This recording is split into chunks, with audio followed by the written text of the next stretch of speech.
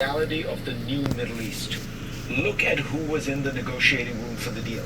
Egyptians, Turks, Israelis, Qataris, and Americans along with Hamas. The Egyptians are important only in this particular context because of their border with Gaza and the Rafah crossing, which is a key corridor for flooding aid into Gaza.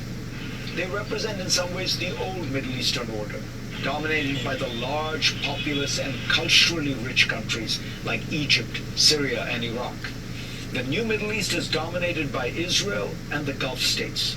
Nowhere is that more evident than in the rise of Qatar, a tiny gas-rich kingdom with just around 400,000 citizens, but a shrewd leadership that is willing to talk to all parties, including Iran and Hamas, which makes them indispensable in any conflict mediation. Where the old Middle East was led by the large states that espoused pan-Arabism and encouraged Palestinian terrorism, the Gulf kingdoms searched for modernity, technological advancement, and above all, peace and stability. Turkey is the new wild card, strong, but ruled by a willful leader who has flirted with Islamic radicalism. Fourth, the new Middle East is one where the Iranian threat has weakened considerably.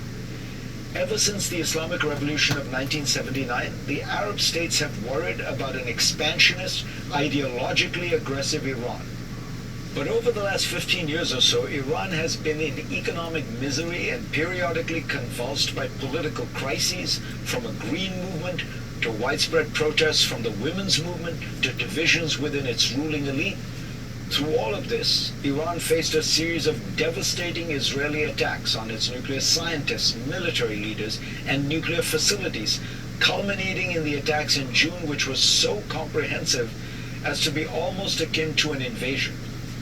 Finally, despite all the violence, extremism, and animosity, there is really no long-term plan that doesn't end with some kind of a two-state solution. The veteran American diplomat, Martin Indyk, who was passionately pro-Israel and also in favor of a Palestinian state, wrote an essay in Foreign Affairs last year, a few months before his tragic death, titled The Strange Resurrection of the Two-State Solution. He argued in it that decades of abandonment of that objective have only proven that there is no alternative. Every other alternative, continued occupation, one state, expulsion, doesn't really work. So people will eventually, reluctantly, come back to it. But that will only happen now if President Trump comes to it himself and invests it with his power and energy. His plan makes a small reference to it. But in announcing the ceasefire, he hoped not just for a ceasefire, but for everlasting peace, quote unquote. That would require more than a transaction. It would require vision. The fruits of that vision, genuine and lasting peace, would echo through history and would constitute a prize much larger even than the one awarded by the Nobel Committee every October. Go to cnn.com/Fareed for a link to my Washington Post column this week. And let's get started.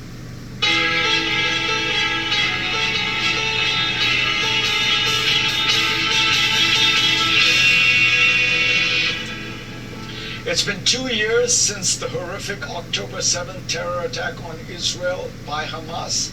And then after a long war by Israel in Gaza, we have a ceasefire and a glimmer of possibilities of a lasting peace. Tomorrow is the deadline for the 47 remaining October 7th hostages to be returned to Israel, 20 of them believed to be living. President Trump will travel to Egypt to sign the ceasefire agreement tomorrow. Joining me now to talk about all of this and more is Richard Haass, President Emeritus of the Council on Foreign Relations, who has worked on Middle East policy with 4 different presidents. Welcome, Richard. We've all seen the hopeful signs. We all understand that this first phase, which seems very technical, might well happen tomorrow. But I want to ask you to look ahead and tell us, what's the principal obstacle you foresee in this moving forward to something bigger? Well, Fareed, as you say, and as your statement made clear, it's an important achievement. People deserve credit for it. One set of obstacles is whether it lasts. I can imagine, for example, certain members of Hamas disagreeing with the ceasefire, using some force, and Israel then being tempted to retaliate. So ceasefires historically have a way of unraveling. But let's put that aside. Let's say the hostage exchange, for prisoners happens, the ceasefire's in place, you have an Israeli pullback of sorts, you have aid going in. I think the real challenges come after that. One is, I simply don't think you will ever be able to fully disarm Hamas, much less monitor it. There will always be arms hidden away. You can monitor a ceasefire, but not disarm it. Getting a stabilization force in place is a big lift, because this is not peacekeeping. This is going to be a much more demanding environment. Economic reconstruction, given the rubble on the ground, that could be the stuff of not just weeks or months, but probably years or decades. Getting a functioning governance up is going to take a lot. And let me just make one larger point. In any negotiation, Fareed, and you know this, you need people on both sides who are willing and able to make compromises, to make peace. And I think on both sides of this, both the Israeli side as well as the Palestinian side, that's a big question mark. Will you have those willing to make peace? Will you have those able to make peace? We're probably going to have an election in Israel that will determine some of that. We've got to have a whole real reconstitution of Palestinian political leadership. It's got to move to another generation. And then last, and you mentioned it, what is the administration prepared to do? It's one thing to get a breakthrough, something qualitatively different, to now change gears and think long-term. And let me just give you one last issue. Sorry to go on so long. One of the things not mentioned in the agreement is settlements. So is this administration prepared to push back if and when this or the next Israeli government decides to build new settlements or expand existing ones? There's so many things that have to be decided here. Yeah, you mentioned the difficulty of the parties abiding by this agreement. And let's focus in on Israel, because again, it is the power on the ground. How do you see the divisions within Israel, both within the cabinet, where Bibi Netanyahu has these extreme right-wing characters, but also in the country? How does that play in making sure or derailing this agreement? Look, Israel is a fundamentally divided country. People are obviously going to be thrilled for good reason to have the hostages come back. The scenes of celebration, I think, will be beyond emotional. But where we go from here, there are those in Israel, in and out of this government, who don't want there to be a Palestinian state. Want Israelis to continue expanding their settlements in the West Bank, want to resettle parts of Gaza. They don't want a moderate or Palestinian leadership to emerge that they can work with. Others, however, want to see peace, but are very skeptical after the horrific events of October 7th. So I think what you're going to need, and what comes to mind for you, you'll remember this, is the equivalent of maybe something like Anwar Sadat. I think you're going to need some demonstration symbolically and in terms of actions by Palestinians and Arabs to reshape Israeli public opinion, to persuade them that now the Palestinians are willing to make peace and live side by side in peace with Israel. And that remains to be seen. But absent that, I don't see a consensus emerging in Israel to make significant compromises. And finally, Richard, on the big prize, which is Saudi Arabia normalizing relations with Israel in return for an American security guarantee, was the Saudi decision to seek that guarantee from Pakistan rather than America, at least in the short term, a sign that they believe the price they need for normalization with Israel, which is credible pathway to a Palestinian state, is not likely in the short term? I'm not so sure. I think for it, it's something you've written about. This is a hedge against uncertainty about the United States. This is, if you will, a sign of a post-American world where the Saudis and others are distributing their security portfolio. So they're leaning a little bit on Pakistan. I don't think they need a whole lot in the way of movement towards a Palestinian state, and they may actually get enough to normalize with Israel, but that doesn't necessarily satisfy their core security concerns, because the Iranian threat is down. But as you know, the Iranian threat is not gone forever. We always get smarter talking to you, Richard. Thank you. When we come back, we'll talk about whether there is a viable Palestinian political leadership that could serve as an alternative to Hamas. I'll ask a veteran Palestinian politician just that question when we come back. They already know what the Bible talks about pertaining to the two witnesses coming together in the doomsday devil's doom. I've done already made a vow regarding going to war with this individual on a hand-to-hand, one-to-one basis pertaining to the king over there in Saudi Arabia right now, not the prince, but the king, pertaining to ending this conflict, in that if I win, it goes to a two-state solution. If I lose, well, we'll take it from there. But obviously, nobody wants to talk to me about biblical Bible prophecy because they're so hypocritical over here in America.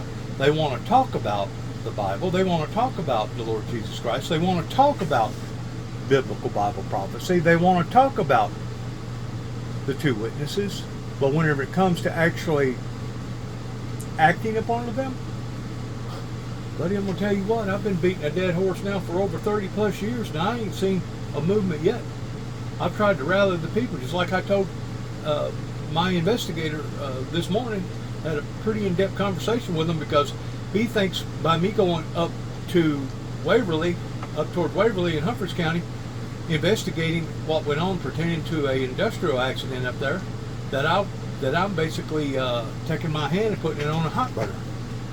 You know, I didn't ask for this. None of this. I'm a victim to all of this.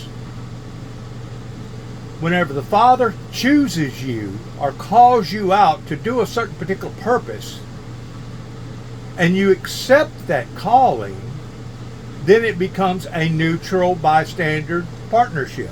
But whenever you have a government or people within the government that has tried to stifle that movement, that has tried to stop that movement, that has tried to oppose that movement by either not supporting you or getting out here and discrediting you or talking bad about you or bringing up all kinds of false accusations about you, you basically have a society that says one thing out of one side of their mouths and does something completely different out of the other.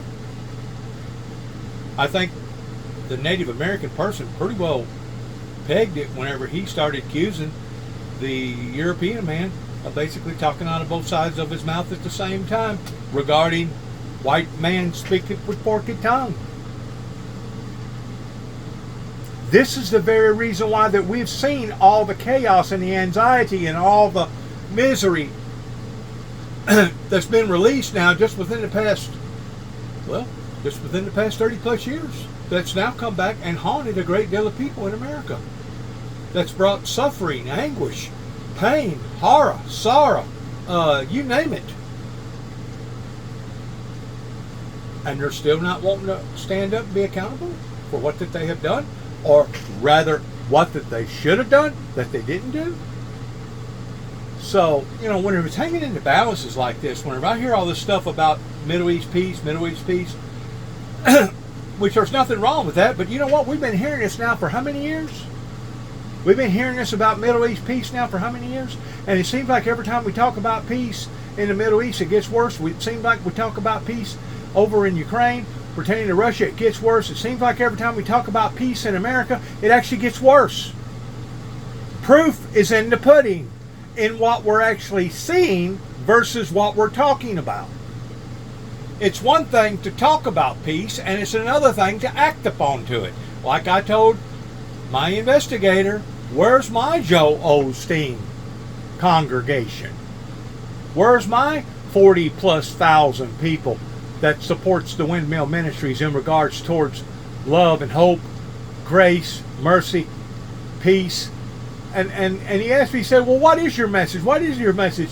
And I didn't hesitate not one second. I said, my message is the same message that it's always been. For God so loved the world that he gave his only begotten Son, that whosoever believeth in him shall not perish but have everlasting life. The same message today that it was over 2,000 years ago. Message hadn't changed. Only the messengers have changed. There's one way to stop any violence, and that is to end the Israeli occupation. And now with a new deal that could end the acute misery of the Palestinian people in Gaza, we brought him back to talk about prospects for peace, alternatives to Hamas, and much else. Welcome, Dr. Barghouti. So let me ask you first, do you think that we are closer to what you were hoping for, which was the end of the occupation? Yeah, probably we are, but it's a long way. It's a long way because the destruction that Netanyahu has caused is just beyond description. It's going to take a supernatural movement from the Father regarding the Holy Spirit to be able to do this and do it correctly. You can get up there and you can preach the message of peace all day long, but until people are willing to go back, just like it talks about in the Bible in the first part of Revelations, to go back, and do the first works over again, you're not going to accomplish any type of peace. You can have a fraudulent peace. You can have an artificial peace. You can have a make-believe peace.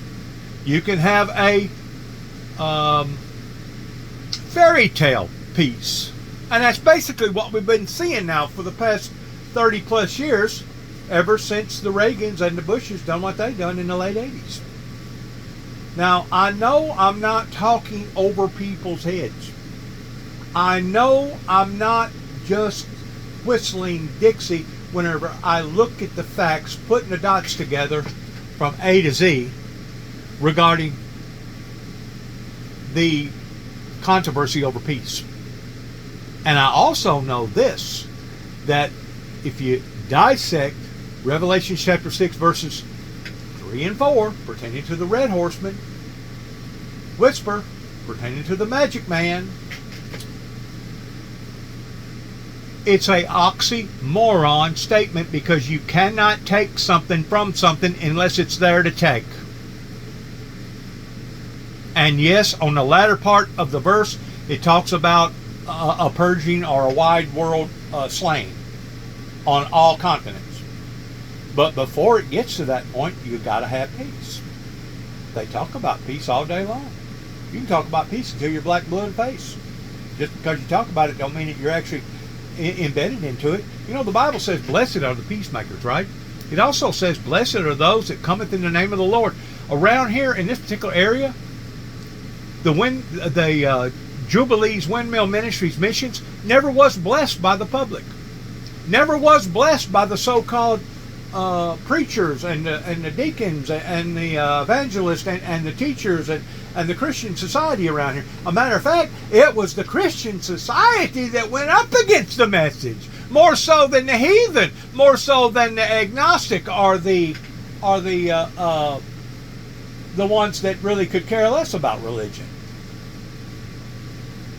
The whole time, while I've stood out into the eyes of the general public, it's basically been my own people that's been scrutinizing me. And it was my investigator to come in this morning, and as soon as I let him know what I was involved in doing, first of all, he didn't know a thing in the world about an explosion that happened in Humphreys County, Tennessee. And then as soon as I let him know that, man, he just flew all into me. And I said, hey, wait a minute. Have you called me to chew me out? Have you called me to scrutinize me? Have you called me to judge me? Oh no. Yeah, I'm hearing one thing, but I'm feeling something completely different. See what I'm saying about the double-edged sword? The forked tongue. The same way with verses chapter 6, verses 3 and 4. It is an oxymoron. It talks about a stabilized society. A real stabilized society. But it also talks about a purging from that stabilized society. And this is the part that I've been fighting up against now for 30 plus years, ever since I stood out into the eyes of the general public since 1989. And I got proof to prove it. And I'm pretty sure anybody that gets hold of my message around here locally that knows me are going to say, I bet you he probably does. Yes, sir. Because I was keeping tally. I was documenting my recordings and making sure that I kept them in place. That way I can come back and say, here's my proof. Here's my proof. What more proof do you need? This is what occurred in my life during the time that I said that it occurred in my life. So all this rigmarole that they're doing right now, I think it's just another gaslighting type scenario. To be quite honest with you, I wouldn't be surprised that before they actually got ready to end this or to start this particular peace pact, that something is going to basically bust loose that's going to basically compromise it. I don't know on what side, I don't know on who or what or when or why, but I just know this: we tried to establish stability and peace over in Afghanistan for 10 plus years. Spent how much money? How many eyeballs? How many legs? How many arms? How many fingers? How many lives? And we never did accomplish it. We never did accomplish it. You know why? Because you're beating the horse on the wrong end. It's going to take a supernatural movement to get this accomplished. Apartheid, they've never seen this level of international, global involvement in solidarity with the Palestinian people. This gives me a lot of courage, and especially the change in the United States itself, especially among the younger generation, and especially among the young. And it should.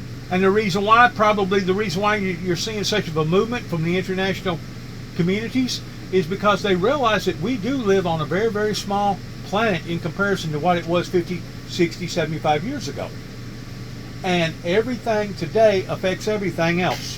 Everything today affects everything else in some form or fashion. It doesn't matter if it happens over here in America. It doesn't matter if it happens on one continent or the other. Because we're so neatly tied and connected together now,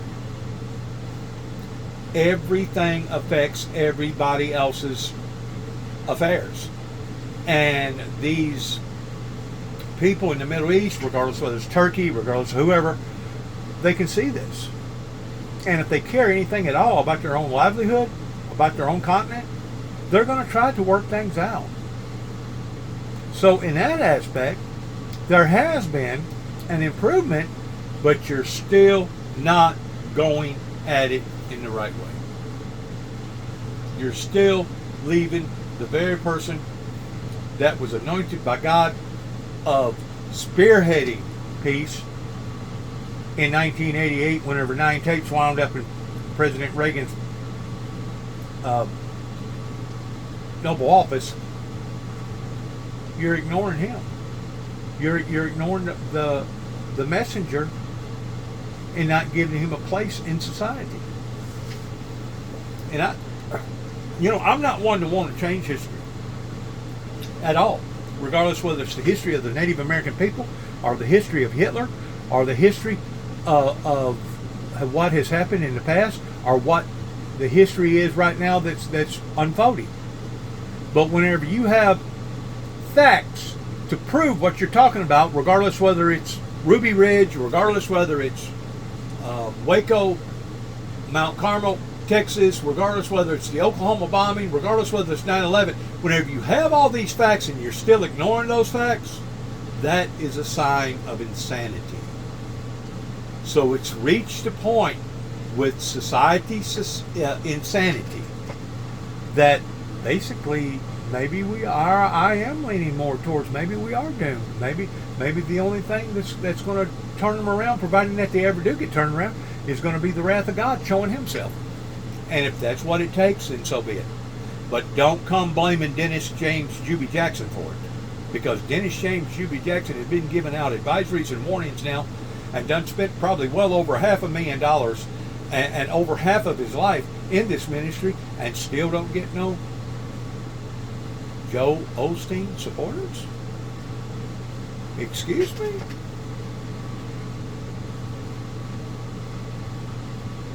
You know, I may have been born at night, but it wasn't last night.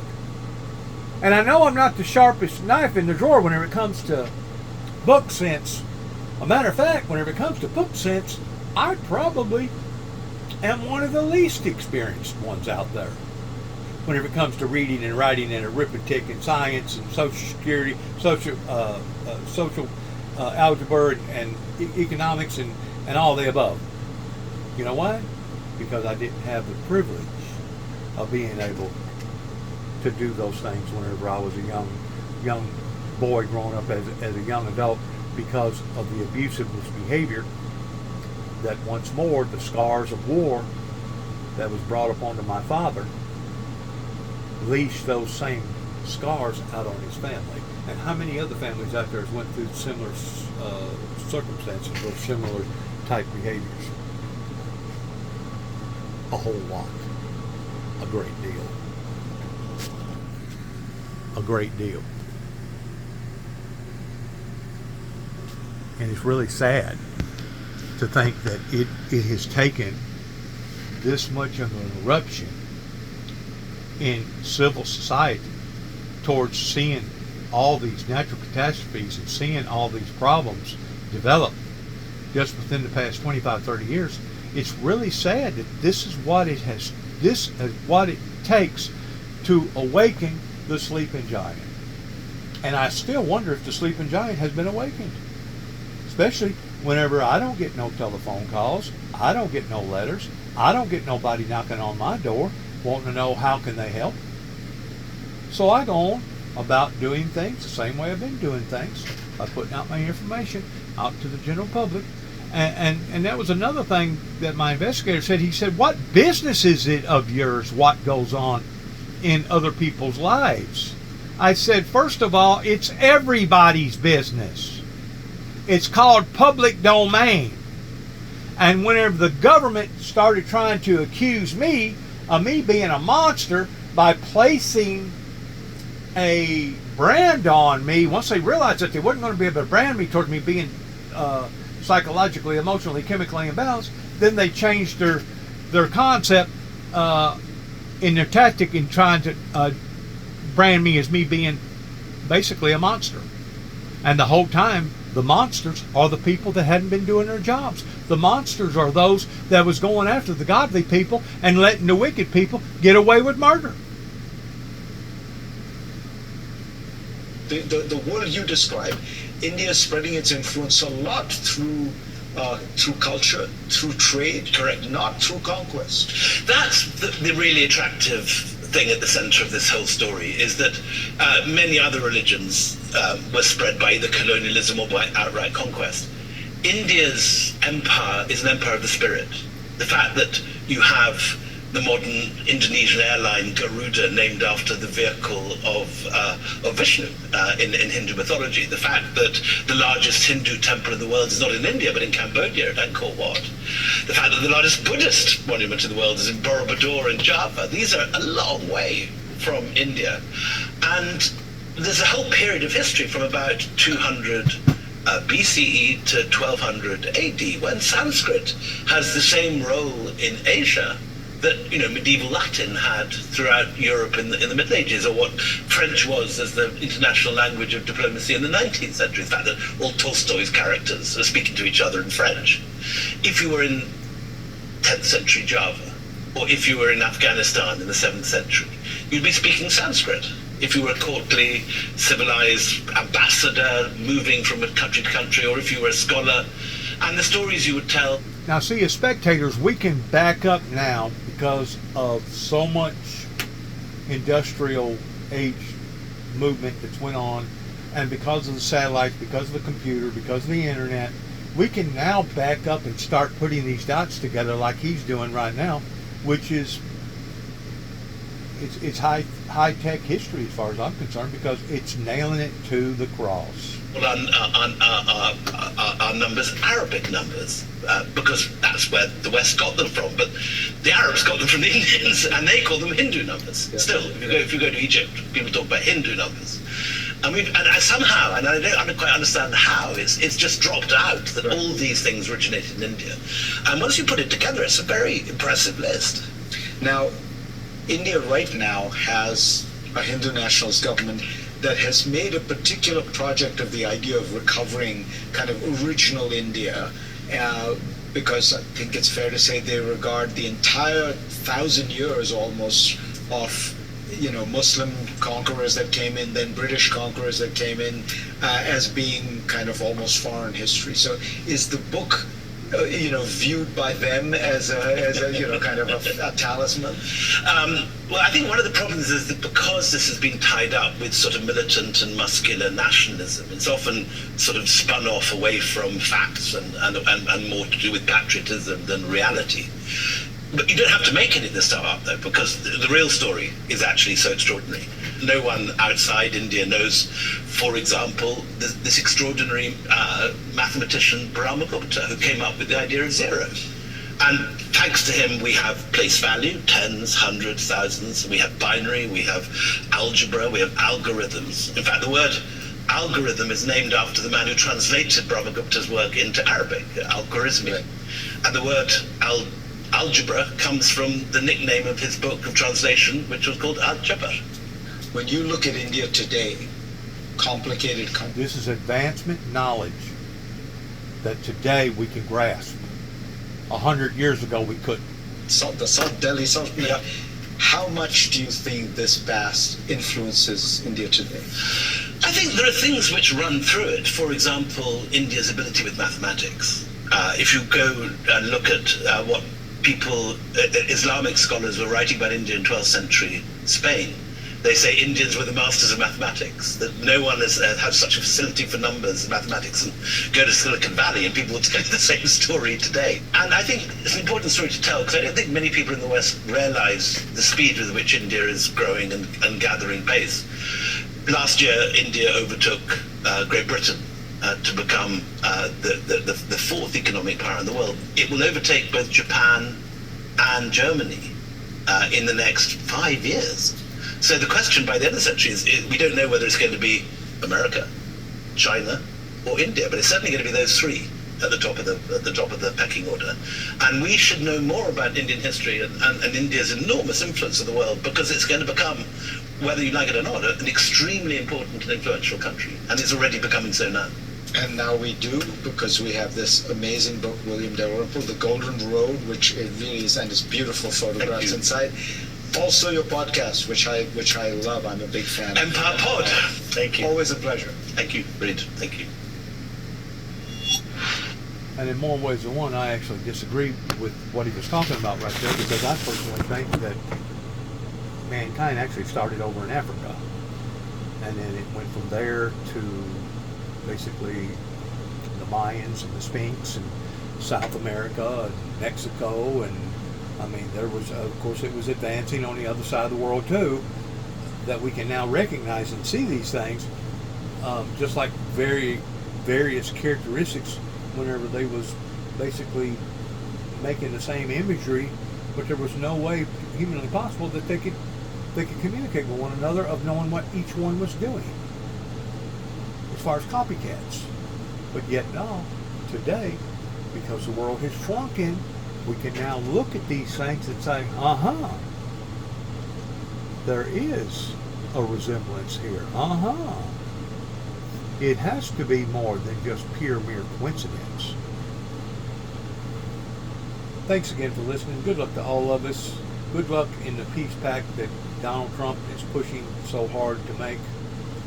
I pray to God every day that those horrible scenes that the American people in the world is familiar with towards seeing, starvation and plagues and people having amputee legs and amputee arms, having to be cut off with absolutely no pain medication at all, and the type of suffering that we're seeing in Ukraine, And it's not just Ukraine, it's all over the world. The suffering is all over the world, including in the back alleys of our own good old USA. So don't think that any of us is exempt from any of this stuff, because it's going on and only increasing. And if you don't believe me, look at the homelessness here in America and look at how many bankruptcies and how many people is basically sifting and falling through the cracks. God bless America, God bless our troops, and God bless our endeavors. Shalom.